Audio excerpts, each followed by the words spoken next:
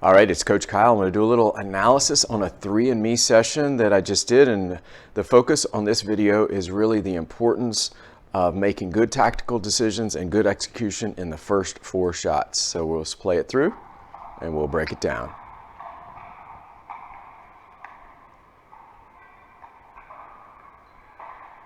All right, didn't quite get to 4 shots, but we're going to back this up and let's see if what we can observe.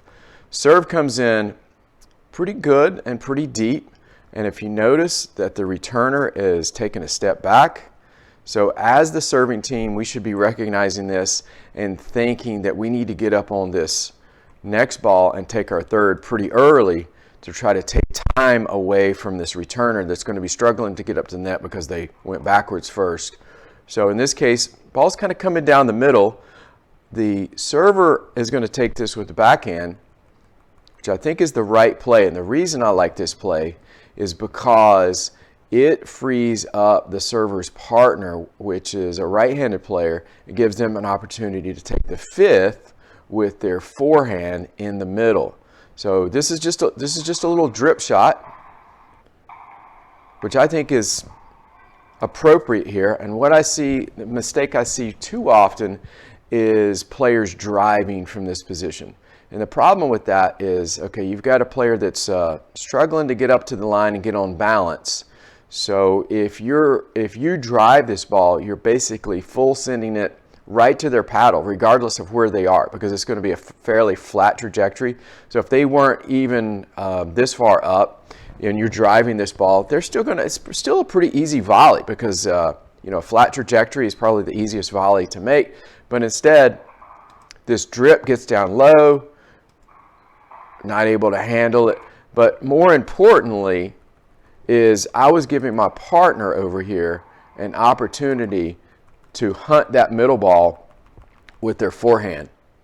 So I would want my partner a little bit more forward here, being aggressive with their court positioning, knowing that this down the line shot is probably a no-go zone. Most things are going to funnel through the middle, and I want to look for their forehand in the middle for that 5th shot.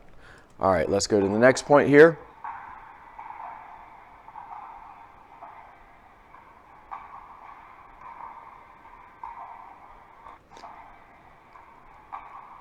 All right, similar return location.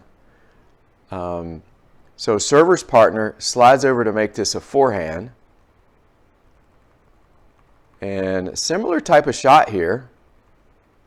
But I think the difference here is the scenario. Okay, the scenario was the returner went down the line. And I think when you see the returner go down the line, very often this player rightly shifts over. Returner's partner is going to shift over and pinch that middle off. So you have a couple options.